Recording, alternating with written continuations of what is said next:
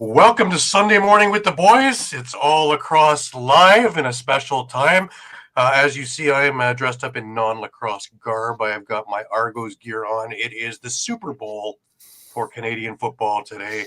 It is the Grey Cup, and the Toronto Argonauts are playing the Winnipeg Blue Bombers. And, well, you know, my team, but gotta hang out with them, you know. Gotta hang out with them, my boys. Go Argos. Anyways, as usual, I have up very early over in Saskatchewan. In Moose Jaw, I've got Shawn Slaght. Shawn, how are you this early morning? Doing pretty good, and as a Saskatchewan First fan, go Argos. Yeah, Saskatchewan don't like Winnipeg very much. Probably like them less than we do. So, but hey, and in Connecticut, I got Muffler Mike Kostiuk. Mike, how are you this early morning? I'm good. No skin in that game, but go Argos. Absolutely, I love this. The team is together. It's a wonderful thing. You know, let there be joy in the world. And of course, you know, got the lifer's jacket up there. Let's hope it stays up there. The hook looks like it's a little bit, you know, it's a heavy jacket, man. We're in those wintry games. So stay up there, please. Anyway, we got a great show for you today. We got stuff about, of course, the PLL announcement of women's lacrosse. We have the new president for World Lacrosse we're going to talk about. We have also ALL. We have NLL preseason games and movement for you as well. But before we get rolling, as always, just a reminder that all of our shows are streamed live across Facebook, Twitter, YouTube, and also Twitch. And you can catch it at any given time with our YouTube page, of course, all across all the time. Please remember to hit the subscribe, follow, and like buttons, and always share. Please enjoy our affiliates on Streampunk Entertainment, which is the Pat Bernard Show, The Attacking Third, Steel Steps, a whole host of other shows coming as well. And again, if you missed any of the shows, you can catch it on the Streampunk Sports Network or on the Streampunk Lacrosse Network, or of course, all across all the time, where you're going to catch retro games, interviews, library of our shows, and so much more. So please give it a look as well. It is still Indigenous History Month or Native American History Month over in the U.S. So every day there is an article going up. Please give it a look. There's some really interesting stuff going out there. We got it for another week and a half. Well, boy, the month's going by quick. We're already on the 17th. My God, I feel like I just started doing these reports, and we're almost to the end of it. Just lightning quick. Now, also, the president-elect Trump. Didn't know he was a lacrosse fan, did you? Yes, sir. Yes, sir. So if that doesn't help bolster the game, nothing will. When you start seeing Trump start going out to, you know, some of the Baltimore local games, that'll be interesting. Hey, there you go. You got your own fans there, Mike. Hey, thanks for tuning in, Seth. Uh-huh. Yeah, okay. Oh. Yeah, okay. Yeah. Yeah. Winnipeg is favored by 8.5, by the way, because, well, Montreal tried to break our quarterback's leg and did. So we have our backup in. So, hey, David versus Goliath. I remember that story from the Bible. David won. Something about a slingshot. So if you start seeing Argos with slingshots in their back pockets, you'll understand why. They should bring lacrosse sticks out there, you know. Yeah. Woodies at that, man. Never mind these you know, Tupperware fly swatters. Yeah, get the woodies out there. That'll be a perfect son. Uh-huh. president. Exactly, man. Exactly. All righty. We have a new president in World Lacrosse. First of all, let's I got to give props to Sue Redfern for her 4 years over there in the position of president for World Lacrosse, because in her time she brought World Lacrosse out of the COVID era of dormancy, and in that time held some very successful tournaments. Got sixes going, got field, great tournament in San Diego in 2023. Also got a great tournament that we just had over in Utica. And let's not forget She-Box and things like that. Got women into the World Lacrosse Network as well. So she did some remarkable work as president of World Lacrosse. And kudos to her. And she'll still be, of course, with the organization and doing other things for them. And just a little bit about Mr. DeMarco.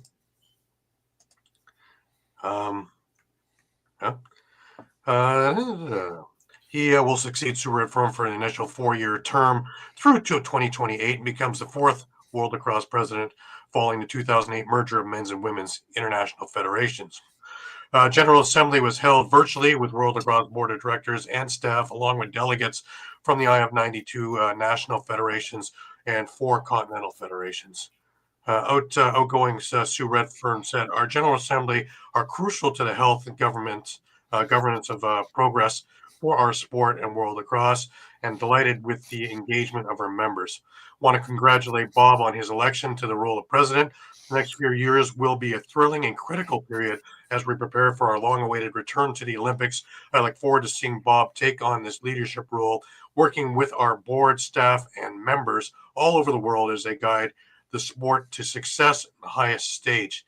The presidential election took place among 3 candidates. Joining DeMarco on the ballot were Jacob Gross-Hagenbrock from Germany and Ronald Jones from New Zealand. DeMarco has served on the World Board since 2017 as the Director of Development and has been a member of the Nominations Committee since 2021, including his time on the Developmental Committee prior to his board election, 2010 to 17. DeMarco has guided the global membership growth for World Lacrosse from 35 to 92 national federations and contributed to the formation of the Pan American Lacrosse Association and African Association of Lacrosse. World Lacrosse CEO Jim Scher said, "Congratulations to Bob on his election as president.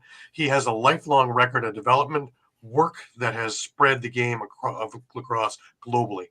Bob has been an integral part of the success of World Lacrosse as it has flourished as an international federation, and I am excited for his leadership on the board as we continue to build on the significant progress made during Sue Redfern's presidency." DeMarco also served on World Lacrosse membership and awards working groups. Prior to his World Lacrosse experience, DeMarco was an educator in the sport for 38 years, including 25 years as a coach and 19 years stint as the associate head men's lacrosse coach at Rutgers University. DeMarco said, "I am deeply honored by the trust and support the global lacrosse community has placed in me. I believe in advancing our mission of positively impacting the lives of our participants and furthering the global development of our sport. And by working with all stakeholders under the core values of World Lacrosse, we can continue our strategic growth." I would like to give thanks to President Sue Redfern for outstanding service, leadership, guidance, and contributions to World Lacrosse. We now turn our eyes towards the future, ensuring we maximize the opportunity in front of us during one of the most pivotal periods for our sports. Excellent. Excellent. The World Lacrosse Federation is in great hands. I've known Bob a while, and really, really great to see him in charge. And I think that this is the next rung in the ladder of great things to come. And, of course, the cherry on the sundae is the Olympics in 2028. There's a number of announcements also coming up with sixes and things like that. Leslie Hawk just got named, Canadian coach, of course, just got named to the Finnish sixes team too. So that's great. One door closes, another door opens. And it's just wonderful seeing great minds moving all over the place, and in countries that also are up and coming. So that's wonderful. Now, sticking with women, of course, the PLL had a major announcement this week, guys. And that, of course, is they're launching the Women's Lacrosse League, WLL, and it's set to debut at the 2025 Championship Series held in February. Now, we have the clip from ESPN when they first announced it, and here it is. Announcement. It is breaking news, and we are breaking it exclusively here on our program from the world of lacrosse. An enormous announcement. The Premier Lacrosse League is launching a new professional league for women. And here to talk about it is our friend Paul Rabel, who's the president of the PLL, and star players Charlotte North and Lizzie Colson. Guys, welcome and congratulations. It is wonderful to have you here, and thank you for making the announcement here live on our show. Paul, you've been here many times. Give us the details. Well, it's great to be back. Look, this is a historic day for the sport. We're announcing the WLL. So when I think about history in sports, 1996, the NBA announcing the WNBA. In 2013, the UFC launched its women's division with Ronda Rousey. This is a moment where we have an announcement with 4 teams, the best professional lacrosse players in the world, debuting at our championship series this coming February in 2025. Absolutely fantastic. You know, I allude to it. We have a number of clips. I was lucky enough, guys, and this again goes to how lucky I am in the position that I am now, is that I get to interview some of the greatest minds in lacrosse. And this past week, I had 5 of the most powerful women in box lacrosse on the other show, and it was just spectacular. And it wasn't so much an interview as it was a conversation. And we talked about a number of, a number of clips of issues and things. And one, of course, we brought up, of course, it was the day after the PLL announcement that we had the interview back on Thursday. And we talked about the growing pains. We talked about the feelings of being in finally into the World Lacrosse Championships. We talked about a number of other things. But I want to start by just having the women talk about getting started and getting the programs going. We start with the U.S. women. And just as a little bit of who's who is there, and Emily Howardchuk, who was the captain of the U.S. team. I had Aaron Bakes, who was the MVP of the gold medal game from the U.S. I had Dana Dobie, who was the captain of the Canadian team. I had Megan Kinna, who was the face-off person, as well as one of the leading scorers for Team Canada. And I also had Michelle Boyer, who is the founder of Women's Box Lacrosse Global Network on the show. So just an absolute who's who on the show. And it was just so interesting to get all their takes. The first clip I have here for us is getting the programs going. And we start with the U.S. women. Oh, and it's moved its way up. But Team USA, how difficult was it to get it rolling box-wise? Because I know field is just crazy out there, NCAA, both men and women's. But to get the box program going with U.S. Boxla, how difficult was that? Emily, let's start with you. Sure, yeah. I mean, when we started, we knew that experience was going to be a big factor that we would have to gain a lot of ground on, given the fact that, Dana, to your point, you started, this is the game that you guys grew up playing. But especially at the youth level, and at least in my area, in upstate New York, box is a pretty common game on the boys' side. But the opportunities for girls to play the game, it's few to none. And I feel like that's a pretty common theme across the country. Now there are opportunities, and with the help of Michelle and the Women's Global Box Network, opportunities are growing, but it's definitely been something where we knew that as a team, it was our opportunity also to really show the world what women's box lacrosse can do in the United States, us as Americans, so that the game can continue to grow, and hopefully, inspire the young girls to want to play. All right, great. And Aaron. I think in terms of getting it off the ground, but as it pertains to our team, we had there was no shortage of interest. Like, our team went through 4 iterations of cuts, ID camps before that, where hundreds of women are showing up to earn this opportunity to play. And so I think that obviously only speaks to just the fact once you give someone an opportunity that women are going to want to do it, girls are going to want to do it. But yeah, it's been interesting to see how, the development has been slow on the box side at a youth level. Even for boys who already have the gear, it kind of just depends geographically. Is there a rink nearby, et cetera? But, have been speaking with some of my former teammates in rec leagues, and it sounds like there's a lot of growth around and excitement for the growth, and that the World Championship really was a catalyst as we anticipated it to be. So looking forward to see how that develops. And I think a lot of people, can now see how the game, men and women, how it benefits you on the field side. And, all 3 versions of lacrosse can exist together and all thrive together. Right. Makes some interesting points, eh? Shawn, what do you think? Yeah, I mean, a great question too. Posed to them because, as you mentioned, I mean, most of them likely grew up playing field, and to make that transfer over to box and get that experience compared to Canada, who grew up playing that game, especially for them to come away with the gold medal at the Worlds, was amazing. So very interesting to hear what they had to say. Right, Mike. What's your take on what they were saying?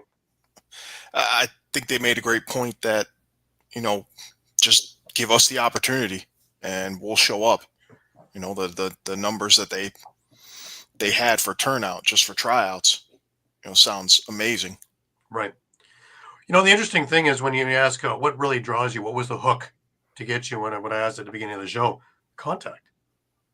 Because most of them are getting yellow cards in field because there's so many extra rules, especially on women's side, that, here you can let go and you can actually play, let alone have a pocket in your stick. We talked about that also on the show. You can get the whole show over on Spanish Sports World or on my YouTube page at Groob. It is there. But I asked the same question to the Canadian women, and the answer is surprising. So hang on to your hats on this. Yeah, no, it's been a wild journey. So like I said, Ken and I, we both started playing boys box lacrosse when we were 4 years old, and we continued to play that as long as possible.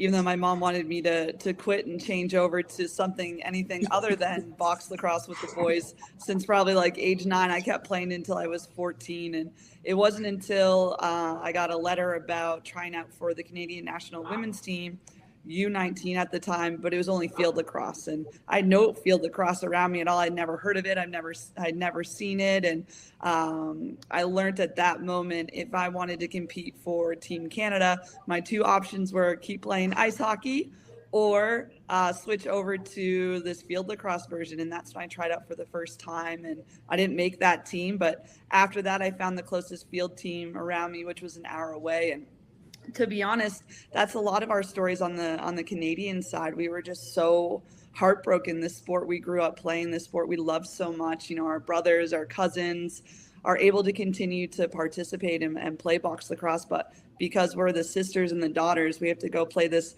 field version, which I love. Gary, don't like miss me speaking here. I love field lacrosse, but we loved playing box lacrosse, and that whole transition over, you were just kind of gutted, like, okay, this is what I have to play. And people have to understand, for women's field lacrosse, you have no pocket. And at this time, the sticks were not that good. We had to play in skirts, no equipment.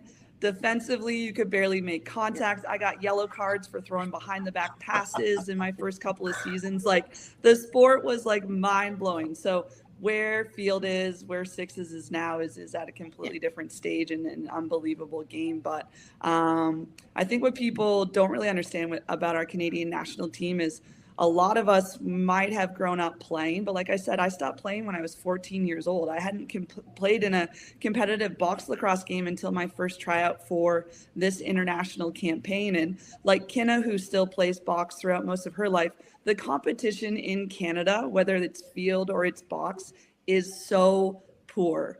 And, it's great that we have leagues and it's great that we have opportunities to play. But compared to Em and Aaron and these guys, what they're able to do in the U.S., we have way less players. The competition, like I said, is way less. So for us playing as a team, our first time playing as a national team together was the 2 days before the World Championship was our first practice. So we have experience in our history and our tradition of playing the sport, but it was so new to us as well, which is crazy. Absolutely. Megan, you want to take that idea and run with it? I would just say the funny difference between just viewing the U.S. girls playing box, you can kind of see the field in their way that they play a little bit, but it just reminds me of when we go down to the States and we play field lacrosse. I'm sure to them it's like, whoa, they're playing box lacrosse on the field right now, it's just funny, the comparison with that. I would say, certain people have a great ideas in BC to grow the game, and kudos to people like Savannah Smith, who have created a really great league called the ALL, and it's really taken off in the last couple of years. But goes to Dana's point where, the level of competition isn't at the highest it could be. There's new players. I have a girl on my team who just picked up a stick for the first time this year. So, it's not to the where it could be, I think, going off of Dana's point as well. Yeah. Right. So it's just shocking that it's poor in Canada for the pool. Yeah.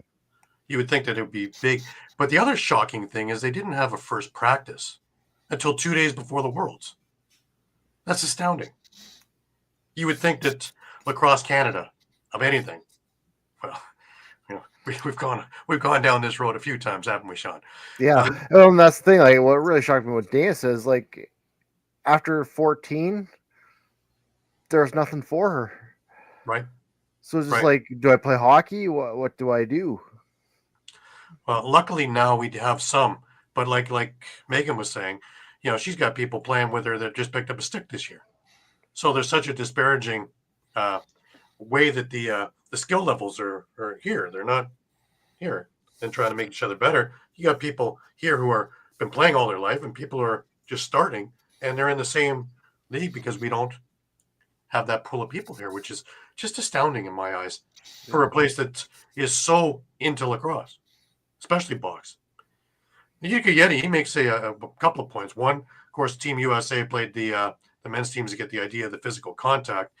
Now, the other question was, do women wear helmets and sixes? And I believe they do. I also believe they use box sticks, which make it even more interesting when they are going to be playing, because if any of you have tried to use a women's field stick, I've tried this. It's like trying to shoot with a tennis racket. There is no pocket. And I have no get to the things going anywhere and everywhere, and you're lucky that people on the street aren't getting killed when I'm trying to shoot. So used to a box stick and it being, control. So for them to be as accurate and watch, girls like Charlotte North, watch Emily, watch Aaron, watch Megan, watch Dana play the field game with this equipment. Now, of course, now the sticks are a little bit better, but still, with these non-pocketed sticks, their skill levels are so high. You have to take that, and my God, kudos to them for just being now give them a box stick, and wow, you see, take a look at Charlotte North in the PLL All-Star game and what she was doing. Just incredible. Then look what she did inside the box when she got a pocket. Oh God, yeah. Yeah. Oh yeah. Incredible. Now, we went on further in the show to talk about the feeling. There's so much anticipation of this championship, and we talked about it for months leading up to it. And we had Michelle on, and we're talking about how many countries are going in and all the other things. But the feeling when the Worlds are, I had the four women talk about that, and here is what we came up with. That anticipation going into this tournament. And there was so much expectation. You finally get over to Utica. You finally get on the floor. I know Canada had the first game against Finland. You finally get to play. What's the feeling? Is it euphoria? Is it relief? Is it, intensity? What is it, Dana? Oh, it's just like this.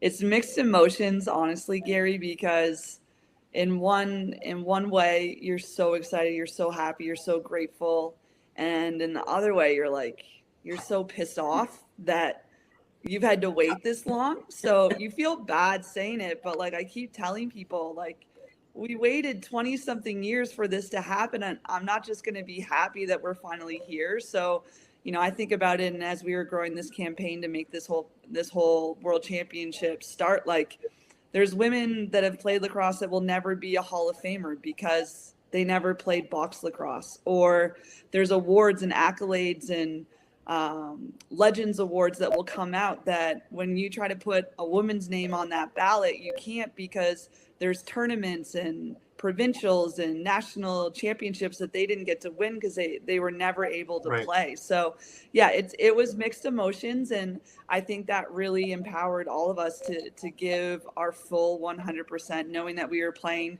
for the past who never got to play, and how important it was to inspire that next generation. Megan, what was your feeling? You finally get a chance, and finally the first whistle goes. What's the initial feeling? Well, I took the first face off, and that was absolutely such an honor. And then 2 seconds later, Finland lays me the heck out. I was on the catwalk just above. It was honestly, like, I felt really grateful right before the whistle blew. I felt amazing when I got that ball on my stick, and then I felt humbled when I got laid out. It was great. Oh, where did that I don't know. It was honestly sneak attack. You got smoked. Yeah, well, she came from a little bit off. And that was like the first video that came out about the World Lacrosse women's championships, and like Lacrosse Extras, who doesn't miss a beat. They're constantly like starting something, and they posted that right away. It was funny. Obviously, you have to. Yeah, so emotions, great emotions. Loved it. Now, if I remember right, not long after that hit, Canada went down and scored, so it kind of alleviated a hit. But yeah, that was the first thing I had mentioned to people too. Was the first thing that I saw was face off, boom, and it wasn't Canada that made the hit. So, wow. I'll remember that for the rest of my life. I think it was good for the global growth, Megan. So it was. Yeah. So thank you. One for the team. That's literally taking one for the team. Yes. Yeah. What was it? I was watching the Netherlands USA game as well, and your guys first came out. What was the feeling? It's finally happened. I think you used the word euphoria. I was going to use that too. There's something about playing in that stadium, playing indoors. It was the first time we had played against women as a team. So that was an interesting feeling, because we all really went in being like we didn't really know how strong we were. We didn't know, because we were playing against men that are bigger than us the entirety of our training cycle. So a lot of question marks going into it. Certainly euphoria fits the bill for an adjective there. And then I think also just something to prove, and that goes, it's a twofold meaning of what we're proving. One, USA box specifically, that's always historically been lagging behind Canada as the front runners. And then also women's box, where, Dana said it best, that so many women ahead of us who played a lot longer than I have didn't have the opportunity to do so. So kind of an unconscious feeling of something to prove for them as well. Right. Emily, your feelings. Finally get the whistle, and away we go. Yep, very similar to Bakes. As she mentioned, we trained against men, so there was that uncertainty piece there as where we would actually match up going into our first game against women. But there is a tremendous amount of emotion, a lot of excitement, obviously a lot of anticipation leading up to that moment. I know that our team, the amount of growth that we showed from start to finish was incredible. So to be able to now show the world, who Team 1 and who the U.S. women's box lacrosse team is, was very exciting. But we knew that it was also our job to be electric, knowing that we're, with the rest of the countries at the World Championship, we're there to leave our mark. So the electric play going in, and I think the first game, and it just continued to build as the games went on. But to then hear fans after say that they went into the arena to watch a men's game and they left the arena asking when US women are playing again, because they walked by and in the first 2 minutes they saw our play and they were hooked. So I think that was also a big piece of it. Yeah, that's a very good point, because I'm one of those people that I would be in to cover some of the men's games, and I found myself watching more women's games than I did of men's games. And that's the truth. I absolutely loved it.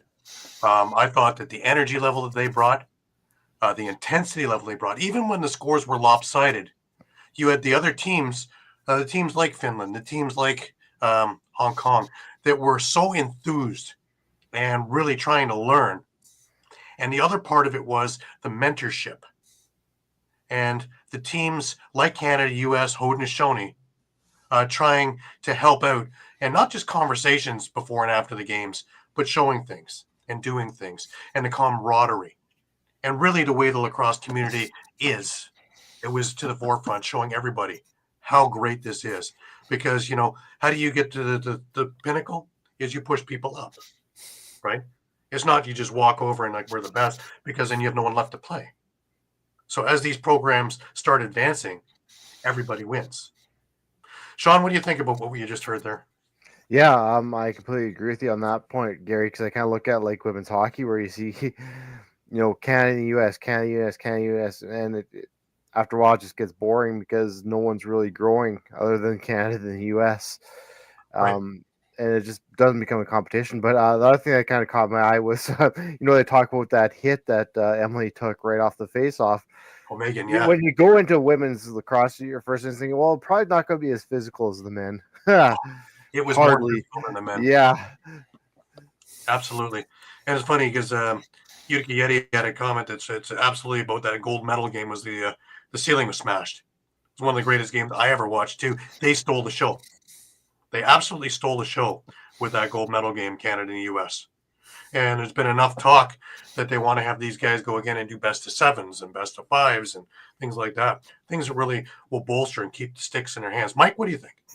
Yeah, I mean, I was just going to add that, the comment about, the ladies on the Canadian team, kind of stopping playing at 14. Now we're seeing ALL, women's, East and West. Could we see ALL junior women's in the near future, which will give the women that opportunity to keep playing, through their teenage years? I think we are, because the ALL junior in its own right, I have a good relationship with Mike Hayner, who runs it. They're expanding, and they're expanding this year as well. So very, very enthused about that. So yeah, the women's ALL and the women's junior ALLs will be on the horizon of doing the same thing, because there is so much interest. And this was a huge thing in getting that interest, and it's possible. And really, really fantastic things. Yeah, it was funny that Megan brought up about the hit, because that was the first thing I talked about with people, because I was literally right above it on the catwalk. Face off, boom, and Canada goes down and scores anyways. But it was just, wow, where did this Finnish girl come from? These girls don't hold back. Not at all. No, not at all. And and one of the games that I remember the most was the Netherlands and Hong Kong. It was almost a tale of two games. Hong Kong, I believe, was 8-3 for them at the half, and the Netherlands, again, R2 as a coach, and Raw as a coach, girls were never down, and they came back and wound up winning by a goal at the end of that. And wow, you want to talk about a beaming team afterwards? I was able to hang out with them, being a Dutch guy. I was able to hang out with them for a while afterwards, and wow, again, you'd feel they just won the championship. They dropped the game to Canada. I believe it was 24-3 or 2. But those were the first 2 goals scored on Canada in the tournament. And Canada kept bolstering. Yep, we're 113-0, 131-0, and haven't given up a goal in this tournament. Netherlands, and the captain, who's a friend of mine, Hedwig, she got the first goal. Lead by example. And that's a program that's up and coming, and will be something to talk about over the next number of years, because there is a lot of interest and a lot of energy and a lot of skill level. And as they learn the game and as they go through grassroots programming, you're going to see this, where everybody's going up together again, which works. Now, interestingly enough, this was on Thursday. The PLL announcement was on Wednesday. I had already had a question written down about the WNLL and if we had an opportunity at that. And of course, WLL, PLL came out. So I brought that question to him. And let's give a little listen to the responses on this. Never mind field, box, and have something like the way the women's hockey has jumped on, because it's caught wildfire. You can't get a ticket in Toronto for a game. It's sold out already for next year. Yeah. It's mind-boggling. It's taken this long for that to happen.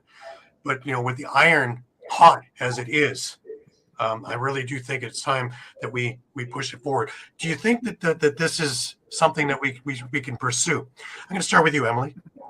Yeah, absolutely. Big announcement yesterday, but I think that announcement just goes to women's sports as a whole and the opportunity that's there. And, with the resources that are out there and just the investment, you look at what happened yesterday, the investment of the PLL, investing in the women's game and launching WLL. And I promise you the product that you will see in February is going to be incredible. So yes, I think there's absolutely an opportunity. And I think, like you said, it's hot now, and we're ready and we're here, and it's time to do it. But to hear even yesterday the excitement still towards the box game and have that be brought up at NASDAQ about the box lacrosse world championship, people are talking about it, and the time is now. Well, let's not fool ourselves. Rabel's no dummy.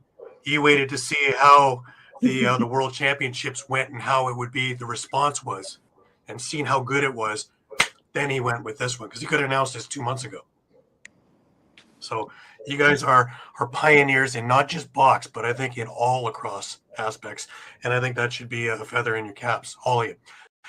Aaron, same question as to you. Yeah, certainly I think something we can pursue with, the caveat that kind of fast following the model of like PLL and NLL now, where you have guys that are able to do both. I think we don't need to pigeonhole any lacrosse player into a specific discipline. I think playing every discipline or multiple disciplines is only going to elevate the level of competition in the other. So as long as, it can be conducive to still having a career as a pro field player, I think it's certainly something we could pursue. I also think that it would allow for more women to be full-time lacrosse players, as opposed to choosing between a career in the corporate life, where there's simply not enough out there right now where you can make a living and be just one league in the AU league. Not that I play, I wouldn't know, but I do know that, and everyone else that's a pro full-time lacrosse player, they have so many other things going on. We got on the call and everyone's alluding to how Dana and Megan and Emily are never home, because there's so much else going on when you're a full-time lacrosse player. And I think it would just, allow for more people to live that life that want to, without cannibalizing the other league. As long as they can exist together and elevate each other, then certainly something we can pursue, and it would definitely be my dream, and I'd probably put in my 2 weeks if it came to fruition. Megan, do you think this is something that is sustainable quickly, or do we have the usual lacrosse growing pains? I think if we hopped on it now, why not? There, especially with the excitement of the World Cup ending recently, there's this, like Emily said, the time is now. And I think girls around the world would be open to coming to Canada or the States to play professionally if there was that league. I know I talked to Kayla Wood a couple weeks ago, and she mentioned that she would totally move to Canada to come play professional box lacrosse, and that just goes to show everyone is obsessed with this game and people love it, and why not create a platform for women to play professionally? Absolutely. Absolutely. Now with sixes coming up for the Olympics, and if you want to watch the rest of the show, you can catch it on my YouTube page at Groob, GGROOB, or on Spanglish Sports World, and it'll be on there. Spanglish Sports World, Gary Groob. Type it in, and these will come up. But yeah, it is definitely worth it. It was an hour-long interview with these ladies. We talked about a lot of other topics as well, and from equipment to, of course, box equipment.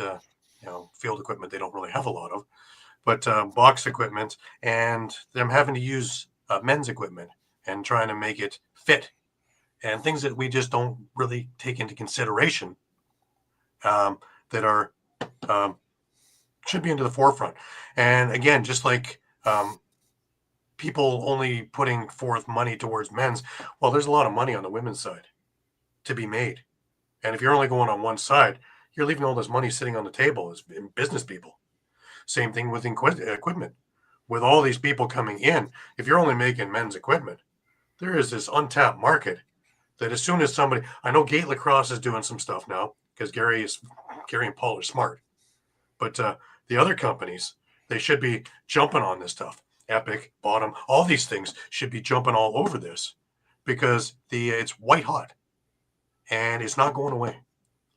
And I know that Michelle Boyer is going to make sure it's not going away.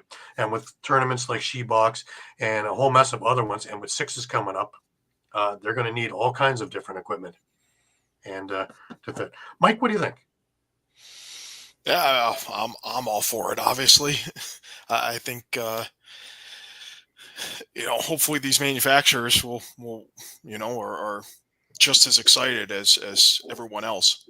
Having Right. seen the tournament and seeing the response, the turnout, that they will move quickly into research and development on women's equipment and making it accessible. Right. Now, I know Michelle was doing some stuff with some of the people, equipment people at the Worlds and discussing things. And there's be some prototypes coming up for goalie equipment and things like that. But there's still a long way to go. And like Megan had said in that interview, you only wear your older brother's equipment for so long.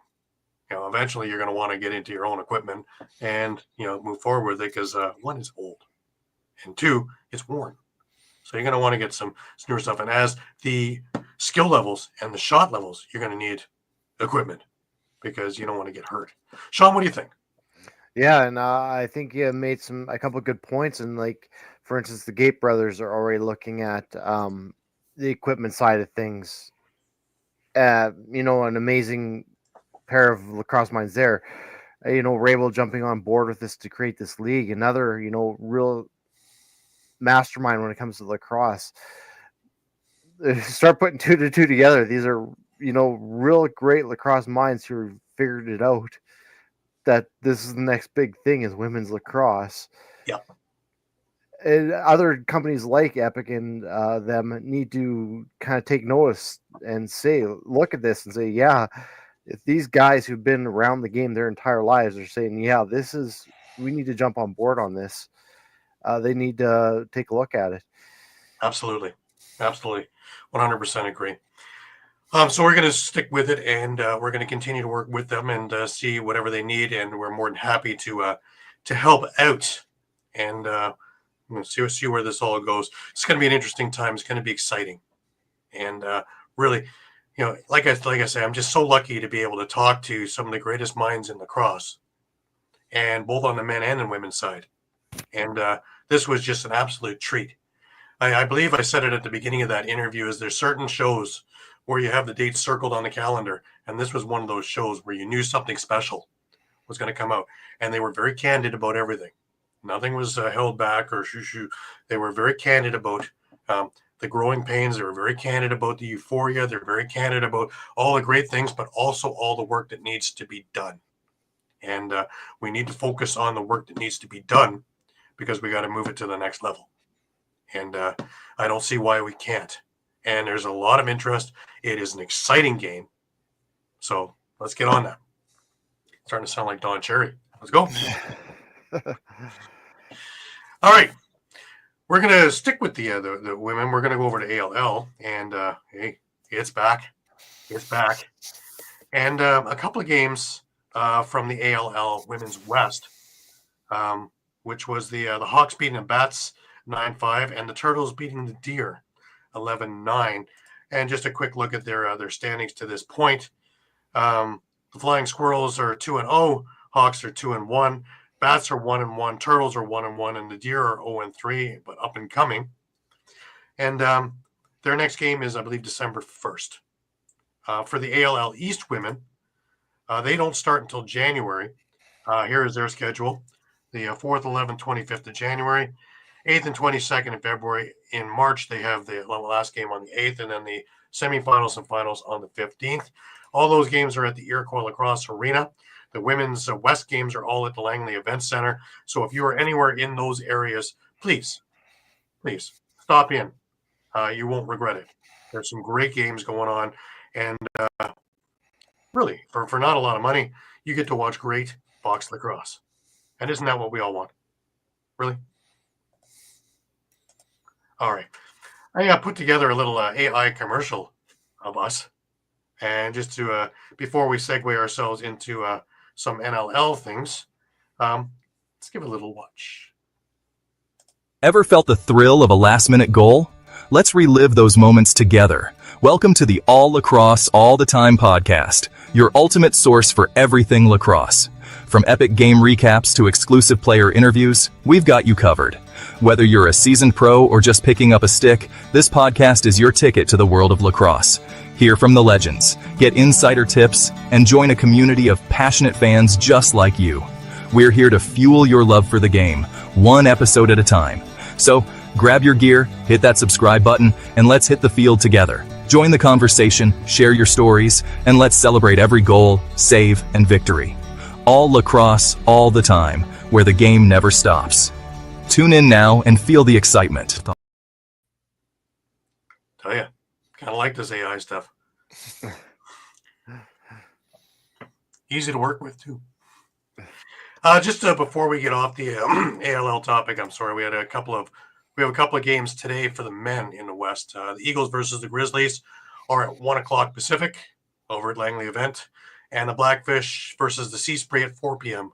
Pacific, again at Langley Event Center. And that's it. The ALL East are in training camps, and their first game is December 7th. So that's upcoming in a couple of weeks. Lots of big stuff going on there. Well, we've had some more training camp, and we've had some more preseason games. And this week on the docket is the Saskatchewan Rush. And before we get into that, I just want to thank again Connor McClelland for. I had a chance to meet up with him before the game. I had his old Brampton jersey, and of course, got him to put a little signature on that. I actually went in the dressing room, had a chat with the guys, and boy, you know, Saskatoon and the Saskatchewan area, really lucky to have these guys because they are just such a great bunch of guys. They get along great chemistry, of course, with Derek Keenan and, of course, Jimmy Quinlan.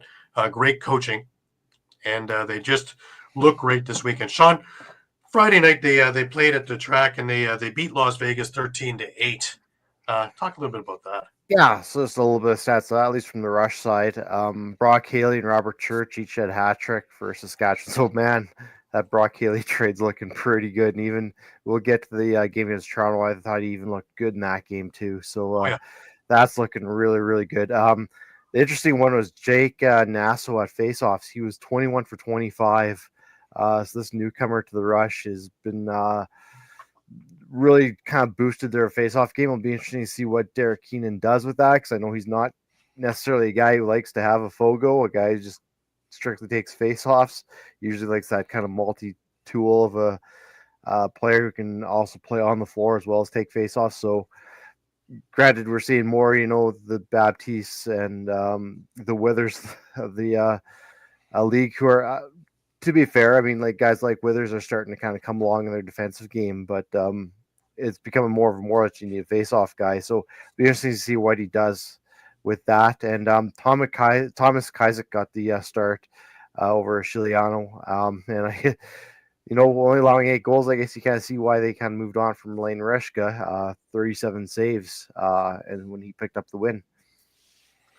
Excellent. Now, the Rush again played the next night, and I was last night over in the track, and they played the Toronto Rock. It was a tale of two games, really. The Rock looked great in the first half, and then went with more of the guys they're trying to take a look at in the second half and didn't do as well. But Saskatchewan again, 11-9. What really stood out was some of the Saskatchewan play. The offensive juggernaut, shall we put it, of having Ryan Keenan, Austin Shanks on the other side, Robert Church, Zach Mans, Levi Anderson, Mike Triolo. Wow. And they ran around at will. Keenan, I thought it was mid-season with his diving goal in front of me. Let alone Austin Shanks with quick sticks from beside the net. And this isn't even to talk about Brock Haley and all the digging that he does and all the other things that happen off ball that we really don't watch a whole lot of. And everybody was in to do their part. The defense in front of Skigliano was great, and Skiggs played a great game. He was solid. He looked a little bit shaky at the start, but boy, did he get his feet underneath him right quick. And the rest of the game, he was lights out, and he made some absolutely phenomenal saves. And where I was sitting was almost directly behind the net. As if you go onto our page and see the pictures that I put up, you can see exactly where I was. So I was able to watch all three goalies that played last night. And boy, oh boy, Rose looked good. And Skigliano, he just looked really comfortable in what he was doing last night. Shawn, what's your take? Yeah, it took Skigliano some time to settle down. Definitely there were some goals I think he would have wanted back. But, yeah, I agree. And Clark Walter had a couple beautiful goals, too. So you can't discount him. I thought Zawada looked good on that offense. Even, Shanks was doing stuff off balls. I know there was one goal where he basically picked two defenders off to open up the floor for, I think it was Church to score. So everyone's buying in. It's starting to look like that old offense of old for the Rush where everyone's touching the ball. Everyone's playing their part. And I mean, we saw what happened. Championship after championship after championship. Yeah, I think, like we talked, maybe goaltending's a little bit of a question mark there. Skigliano did settle down. And it really was, like you said, a tale of two halves. Like, I thought the offense still looked great in that first half. It was just Rose shut the door. Right. It's simple. Right. It's interesting you bring up Zawada. I watched him at halftime. He stayed on the floor and was practicing before playing the second half. And boy, oh boy, does he have an accurate shot. Picking corners, it's almost like watching Jeff Teague. And he picked corner after corner after corner after corner. And it was just amazing to watch him. Yeah. And like you said, too, those big bodies with Anderson, I think he actually bulldozed Latrell Harris on one play where he just had the ball and he ran through him. He didn't even go around him or anything. He just ran through him. And so when you get that in Triolo, and especially those big bodies and their release points are so much different than some of the smaller guys, it can really fool a goaltender. So that'll be interesting. And again, I know TD Erlin went down with an injury, but again, like Nassau was 14 for 23 on the faceoffs. I mean, that's going to be a little skewed because the Toronto really didn't have anyone behind Erlin at that point. But still, I think he's a guy they're going to have to look at seriously as a faceoff. Because even when he was up against Erlin, even those faceoffs he lost, I mean, he was competitive, and they were a contested faceoff. Sure. TD Erlin, to that note, he rolled his ankle and was putting weight on it before he even got off the floor. He was fine. Being a preseason game, there was no need to put him back out on the floor just in case he gets further hurt. So he took the rest of the night off, but he is okay, Toronto fans. You do not have to worry. You only have Schreiber that we need to get back into this lineup. Now, other notes on this one was Chris Bushy. We talked about him last week. He dropped a bunch of weight and really, really looks good. He's aggressive, great shot, and he's the Chris Bushy of old, only he's a little more athletic right now. So, and a couple of the Cameron comes to mind with it. What a shot. Holy, what a shot. So, really, really looking good. Latrell Harris, he had the first goal, and he laid out a number of guys. It was just looking good. The knee looks good. Shoulder looks good. He looks good. So that's enthusiastic. I'm watching Phil Mazuka take more of a leadership role now. He's been on there and just doing his thing, but it looks like he's taking a leadership role now in I believe his third full season with the Rock, and that looks good there. So we're looking forward to seeing more of the mainstays in there probably next week. Mark Matthews got to get some reps and a few other things because a lot of the top guys aren't in the lineup for the Rock, and he played hardly anybody last week. So we're starting to see more and more of them make it in there. So because opening game is just 2 weeks away. That's right. NLL fever, guys. NLL fever. Yep.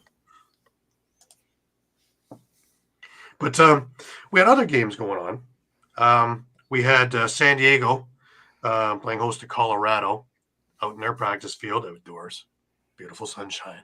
Oh my! I look out here and it's cool and it's gray and it's November in Toronto. And San Diego came away with an 11-6 victory in that game. At the ILA, Georgia and Halifax met up. Now these are teams that are. One is primed to really make an input, and that's Georgia. The other one was on rebuild.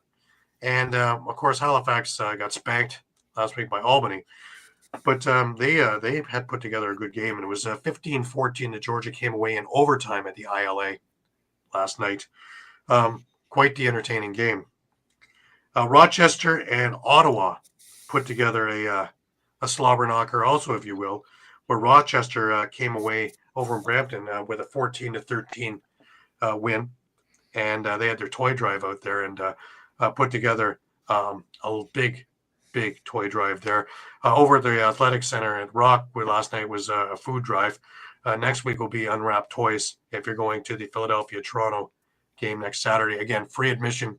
If you bring an unwrapped toy, you're into a different draw and raffle or whatever. And let's help give good kids good Christmases in that. Buffalo and Las Vegas played in St. Catharines with all the proceeds of the game helping towards St. Catharines hosting the Minto Cup this coming spring or later summer. And Buffalo came out on top 14-10 in that game. So we had a lot of action. There's one game today. The Philadelphia Wings were practicing on the second rink of the Rock Athletic Center last night, and the old Philly van was there. So seems to follow everywhere. It's everywhere. It's like, where's Waldo with this van? I've seen it in a couple of places in Toronto recently. It's like, ooh, okay. But they're at the ILA today at 3:00. If you're anywhere in the Brantford or Six Nations area and are looking for a good game to catch for nothing, you can't beat the price. Albany and Philadelphia at 3 p.m. over at Iroquois Lacrosse Arena. So let's throw your support behind that, if you will. Thank you, Utica. Appreciate it. Have yourself a great week. Man, I love that place. Utica's a love for mine. I really enjoyed that place for watching games. Just an absolute terrific place, the Nexus University. Alrighty, we had some transactions, guys. A couple of teams were quite busy this week. Saskatchewan being one of them that was fairly busy, but a lot of guys that you really didn't expect to be on the roster, Shawn? Yeah, I mean, we talked about last week with Rishka, Serial. Again, they released Denton to McDonald. Again, I think as kind of another kind of training camp body that we kind of expected to dwindle down.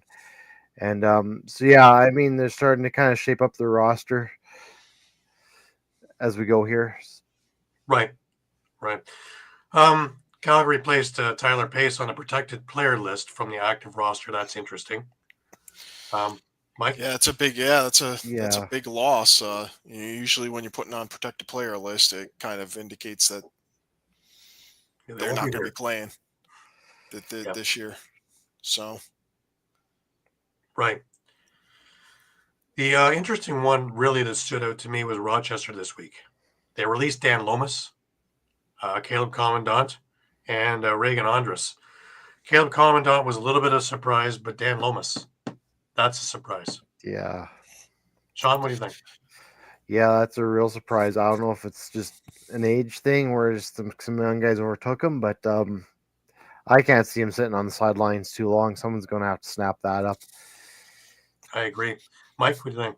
Yeah, I mean, that's a solid lefty forward sitting available. But, I'll point out, too, that Reagan Andres, I believe, was signed to, compete for the face-off position in Rochester. Right. And I don't believe Joe Post is in training camp. So just kind of raises the question, who's taking face-offs in Rochester? Very interesting. Because if they don't have someone, that's really taking a step back, considering all the off-season moves they made to bolster. Yeah, to make themselves a little more solid of a playoff contender. Absolutely. Absolutely. Now, Vegas also made some news. They released Joel Watson, Jack Stanek, Matt Bennett, Nick Murphy from the active roster. Joel Watson has been a mainstay there for the last couple of years and now looking for work. Interesting. There's a lot of teams that could snap up a decent goalie. What do you think, Mike? Yeah, you really can. We looked at obviously, we have the rosters that we're working with for all the teams, and when you look at the goalie position, as much as we've talked about how some of these guys have had great summers, whether in junior, whether in WLA, major series, you kind of look at the depth charts and they don't seem very deep beyond your starter, right?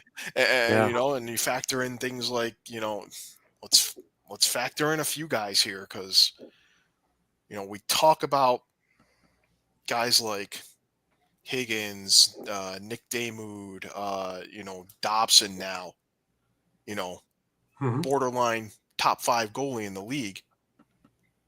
These guys are going to become top 5 goalies in the league very soon because we may see absolutely Matt Vince retires.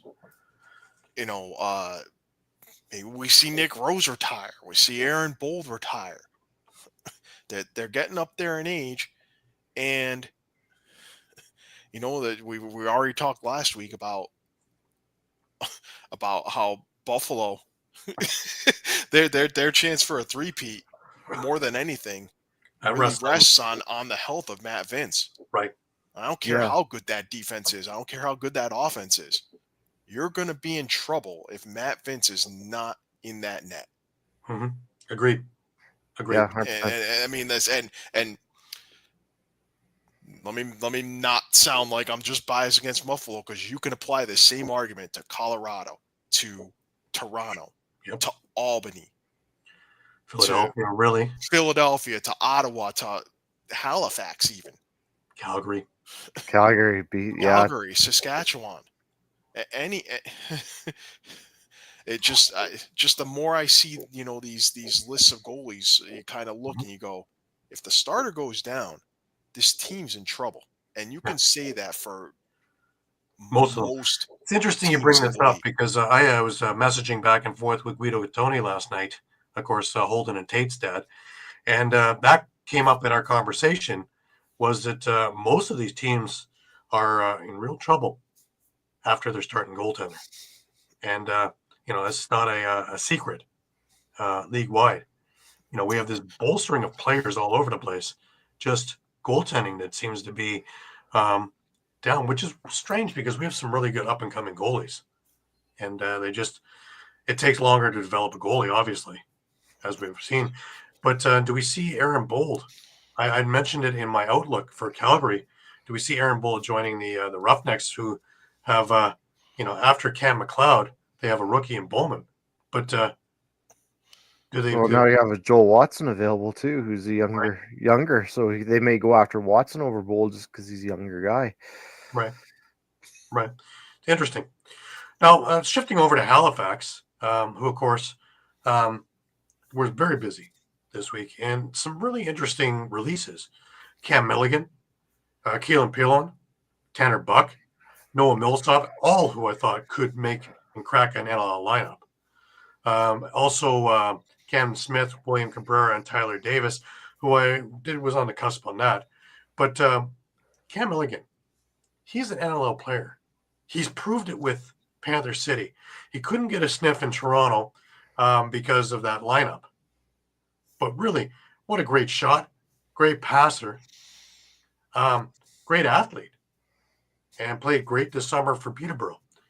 Just if you can't crack a lineup that's up and coming, that's puzzling in my eyes. Yeah, I really thought that he was on that lineup. Yeah. I mean, of course, this is also the effect of losing a team. Right. Period. Just with Panther City dissolving, it's we know that it's making training camp that much tougher for most teams this year. Right. Now, San Diego made some news also. They placed Kyle Jackson and Matt Sykes on the holdout lists from the active roster. And again, Shawn, you brought this up a couple of weeks ago, is at this point of training camp, we start to see some of the shifting and shuffling and some of the strange math to keep guys in your control, though you're not going to have them in your starting lineup, but you don't want to cut them outright. Yeah, it's kind of find those loopholes on how can I hide players on my roster without releasing them so I can hold on to their rights for now to see what I've got, especially with those veterans who don't necessarily need to be on the floor. And maybe that's what we're seeing with Kyle Jackson and Matt Sykes right now. Right. Yet to be seen. It's hard to say at this point. Right. Now, the other one is Albany, and they signed Will Johansson to a 2-year agreement. So now you got Johansson locked up, Jameson locked up.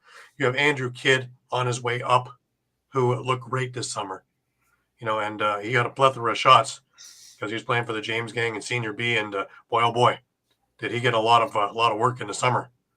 So he's on the way up, ready, willing, and able, and we'll do ALL while he's waiting.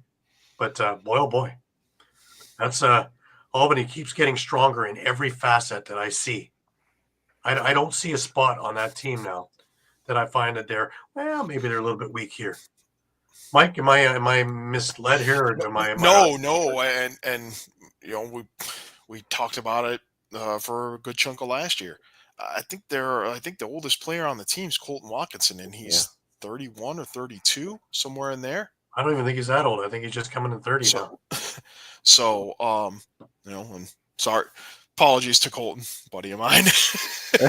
My aged him a bit, but the overarching point is, this team, when you look at that, they've got, you can't say they don't have a window of 6 to 7 years now where they can really be one of the premier teams in the league and maybe have their own dynasty of cup championships. I was going to say 100%. Yeah.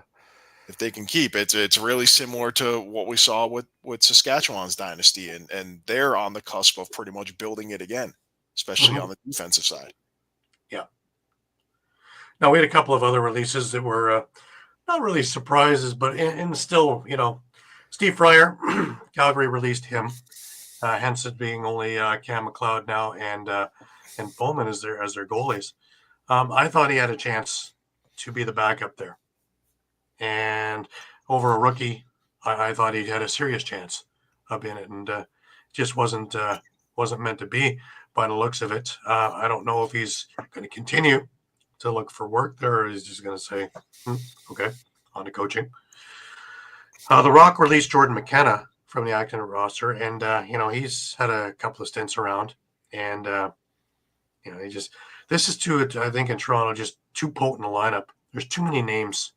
And again, like you said, Mike, one of the results of having a team fold that was a perennial playoff team. So you had a lot of really good talent going all over the place. Watching Elijah Gash last night, boy, oh boy, I'd seen him play before, but boy, is this ever a big, strong guy? He's just a piece of iron running around the floor. Yeah, and you have to, not to slag on Panther City again, but boy, would either of you have not had Panther City on your short list of cup contenders had Absolutely. they stayed together? Yeah. Especially with that front office. Definitely. Yeah, definitely on playoff team. contenders. Definitely playoffs for sure. Right. And then you look at a guy like Elijah Gash, who, would have had the mentorship, with Matt Hosick, Evan Messenger, John Lintz, Connor Sellers. Right. When you take a look at that team. Yeah, I'm there's sure teams I'm sure he would have been projected to be, part of the core in Panther City. Because easily with that team, you could slot him 3 or 4 behind. I don't know, Vancouver, Albany. I don't know what else. It's awesome because I was talking to somebody last night, and as easily as I can say someone's going to finish 3rd, they can finish 14th. There's that much parity right now in this league, and it's just interesting to see how the mad scientists, the GMs, and coaches will put together their squads, and who's going on the practice rosters. Because for the first time in history, I think your practice squad can be as strong as your starting squad. Yeah, and that's why that dispersal draft just shook everything to the core, right? Because all of a sudden you thought you had your lineup set. Now you're probably picking up a guy or two off that dispersal draft who's a 1 or 2 guy that's going to crack your lineup. Right. Now that throws everything out the window. If you're near an ALL arena, you're going to want to spend your $10 and watch the NLL game that you're about to see, because there's a lot of guys that are supposed to be in the NLL right now.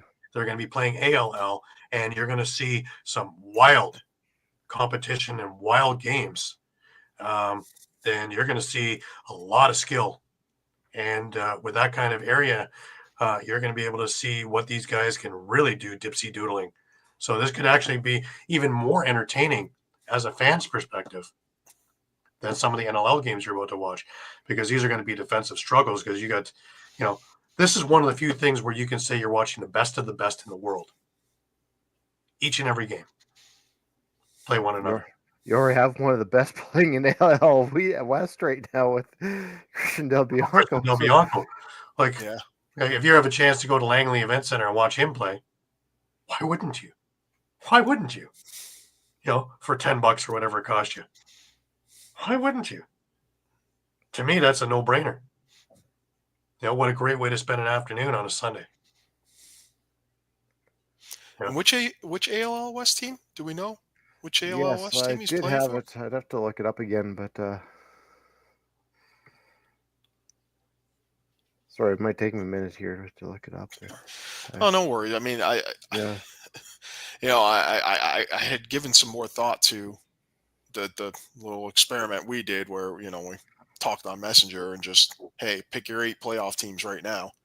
And, the 3 of us and Pat Bernard all picked, 5 of the teams that were picked were all picked by all 4 of us. But when you look at those lists again, you kind of can look at those 5 teams and go, 2 or 3 of these teams could end up not in the playoffs at all, potentially, if things go sideways. Yeah. No, that's 100% true. And it's just, it's funny because, like I say, you can see a team that finishes 4th, or they can finish 12th, 2nd, or 14th. It's really important for the, more than any other year, how good a start you get and the luck of the draw and who your first game is. Yeah. And let's not forget too, that with an 18-game schedule and 13 other teams to play, now you're going to have 5 teams that you're playing twice. So, those other 8 games that are kind of. The answer is the Grizzlies. The Grizzlies. Yeah, I was just about to say. I just found he's the Grizzlies. Yeah. Yeah, I was going to say those 8 games, those 8 kind of single contests, might take on more meaning when it comes to playoff time and playoff seeding and all of that. Right. Yeah, no, I see that. To have those head-to-head, one less kind of head-to-head matchup that you can win outright this year versus last year. Yeah, 'cause especially when you come down to that, probably that 8th position where you look at the final playoff spot, it could come down to those tiebreakers. Yeah, like this past year. Yeah, it could be even worse this year.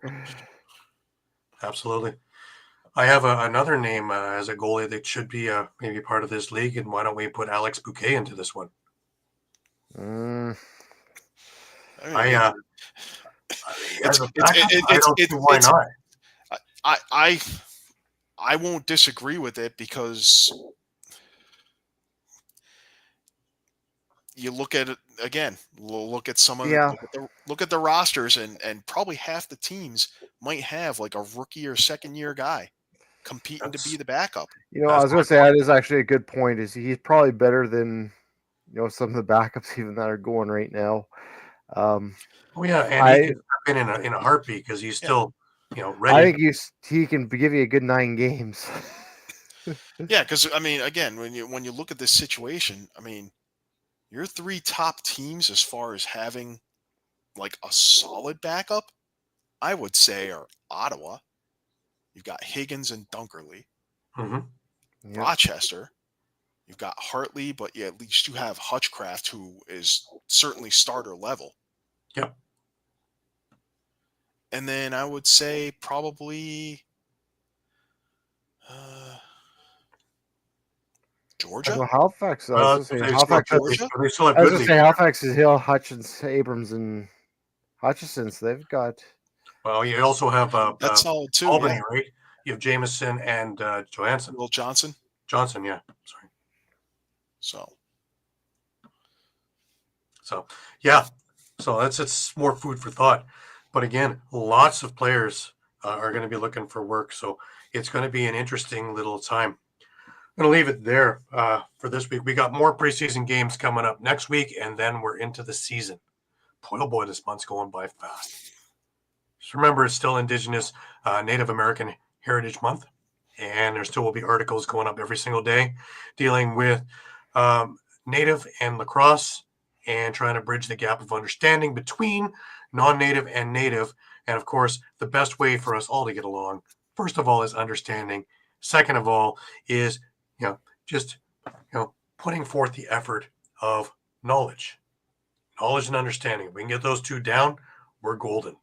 And these little clips are only a couple of minutes long usually, and are really, really interesting, and really are there to bridge the gap of understanding and give you a bit of knowledge to go with it. So trying to do our small part, and they're up every day in the morning. So for your enjoyment, and everything is on our site. So you can check it out anytime on Streampunk Entertainment, Streampunk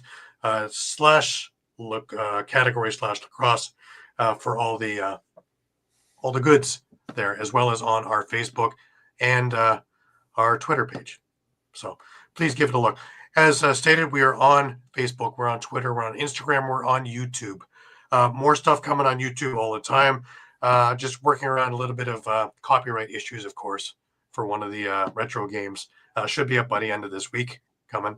So another really, really great game from the early 2000s, Buffalo. So I think it's Buffalo, Philadelphia.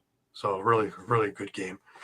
Again, a lot of the guys you're seeing behind the bench are in their heyday in these games. So really a lot of fun to see back then, and watching some of these games and a different style and how the game has evolved or devolved, depending on how you want to look at things. Right? All depends on the game. Yep. We had some interesting ones. I also have a game I'm putting up. I only have the first hour of it, so you're only going to get half a game. But again, I believe it's Albany against Toronto for Maple Leaf Gardens. So historic arena and 2 historic teams. So that'll go up some point this week as well. But we'll get there. We want to thank you, as always, for getting up early with us this week. We're back to our 9:00 p.m. slot next Sunday. Hopefully talking about that great Argo David and Goliath victory. Got you guys. I'm sorry. This only happens once a year. Anybody but Winnipeg. Anybody but Winnipeg. Anybody but Winnipeg. Absolutely. Well, that's us. Anybody but Winnipeg. But I just want to thank everybody again for being with us week in and week out and following us. Please check us 3, 4, 5 times a day. The news is always changing, and with all the things going on, and I got a feeling this week's going to be a very busy week for NLL and all the other aspects of getting their lineups together. This week and next week are going to be very, very busy weeks for all the teams. If you're looking at the other show on Spanglish, Randy Mearns is my guest this coming Thursday. So that should be an interesting interview as well. So please give us a look there. Got the upcoming interviews. There is Larry Lloyd is going to be on there. Derek Keenan's going to be on there, just confirmed this morning, as well as a number of other people that are going on. Scigliano is going to be on there, and a whole number of other people. So we're booked pretty good with some really great guests. So let's give us a look, and as we need it, we'll put clips on here as well, and as they work towards what we're talking about here. So should be very, very interesting. We're in the last words. Mike, let's start with you this week. Last words. Great interview, obviously, with some of the ladies involved in the World Championships and the Box Lacrosse Network. I strike while the iron's hot. Hopefully the world of women's lacrosse can kind of keep pushing their boundaries and get more opportunities. Because they've shown what they can do when given those opportunities. Yeah. So absolutely. And Shawn, last words over to you. Yeah, what you said, Gary, with the coming week with the NLL, it's going to be a busy one. Cut down days got to be coming up here pretty quick, and teams have to be down to their final rosters, and we're going to probably see some more big names come up. That's going to be the interesting in my eyes. Is as these names are coming off, where they wind up coming on, because they are going to be somewhere. Because some of these names already are making me go, whoa! I can only imagine in a week's time, because they got to think till a week Tuesday to get these things together, and then the free for all happens. Then it's put on your safety belt because it's going to be a bumpy, rough ride. Because if you thought you were safe, you might still not be safe. Yeah. So. Yeah, I mean ALL. ALL could kind of turn into almost a. They're really going to benefit. Yeah, it's going to be almost like a triage or something where it's going to be. Well, say they're already an NLL team has a player go down. It's hey, listen, we got to let you go, and down the street here in wherever Toronto. That's what it's designed to do. Here's a guy we need to sign. So. It's going to start putting that message across. That we talked about before, that some of the NLL players have brought up to me, is that the ALL really should be like the AHL, and each team has its own affiliate, whether it's East or West, doesn't matter. And they put their players so they can keep control of their draft picks, so they don't just go back into the pool. And I think that's how we grow. And you'd have the same coaches, you'd have the same teammates, you'd be coming up with the same systems. And then you have ready-made players in case somebody goes down. And if they come back, you're not going to lose them. You can put them back down into the ALL for that team, as well as I'm sure that the ALL Cup would be that much stronger with guys who are seasoned down there as well. So just food for thought. I think that this is the right time to do that with that many players, as well as looking at expansion for it. And see how that works, because you're going to have the best of the best for the ALL now as well. And something that was designed to keep people playing is going to be the next step on the rung there as well. So really things are bright all over the place. Yeah, and it might not be as difficult a leap as people might think, because there's 8 teams in the ALL East and 4 out in the West? That's right.